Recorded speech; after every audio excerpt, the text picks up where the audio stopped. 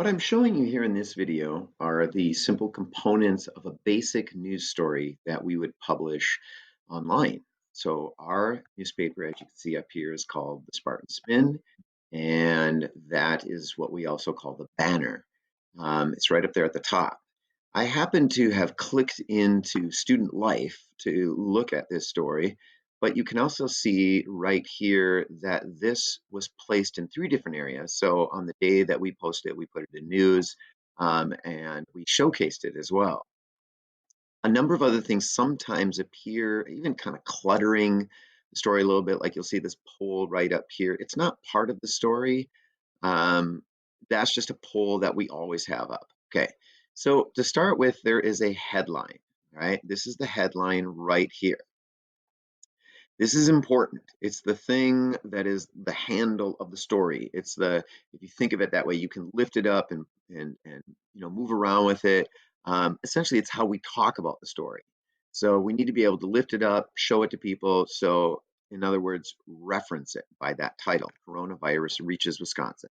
This next thing you see right here is what we call a deck, or what's known as a secondary headline. It gives a little bit more information about what the story is really about. That, well, travel and competitions were canceled. Back in here, you can see that we published this on March 12th. I think this was the day before they actually announced that we wouldn't be coming back after spring break. Next up, you're going to see who wrote this. This was written by Matt Nault, our reporter at the time, and it'll have the date. And our website and our web editor will make sure these things happen correctly. This is really important. We have to have a photograph for every story. Otherwise, we can't make it appear on the front of our newspaper. So this is really important. I want to stress this. Sometimes we might use a video and maybe a photo from that video, but we just bank on this. You need a photograph.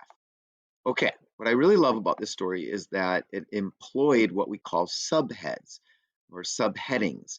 Here it says the virus. It explains a little bit about the virus. As you go on, there's even a question used. Will it reach the Twin Ports? Now we know what that section's about. Well, how is it directly affecting Superior High School? There's that part right there.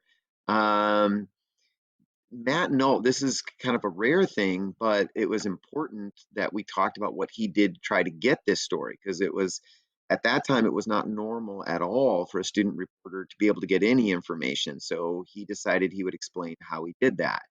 Um, there was already stuff coming out from the CDC about avoiding the virus or avoiding transmitting it. So he has that. Okay, so this is what we call copy. This is all copy. It's the text of the story. All right, again, these are subheads. This is the photograph. It's also known as a graphic element because it doesn't have to be a photograph. It could be a video, for instance. That could be your graphic element, or it could be a chart of some sort. So there's many different kinds of graphics that we can use, but mainly we use a photograph. The other thing that's really important is that the photographer's name appears right here. That's called a byline because the photograph is by Matt Nault. This is the writer's byline right here because it was written by Matt Nault. So there's always at least one sentence underneath the photograph that, or to the side, that will be its caption, what we also call the cut line. It is written in present tense to describe what exactly is going on in that photograph at that moment. So you can see that these families and administrators are discussing matters, and there's the exact time of when they're doing it.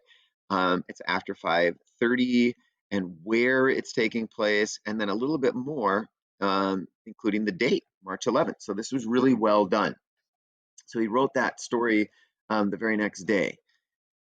The next sentence of the cut line will directly connect it to the angle of the story.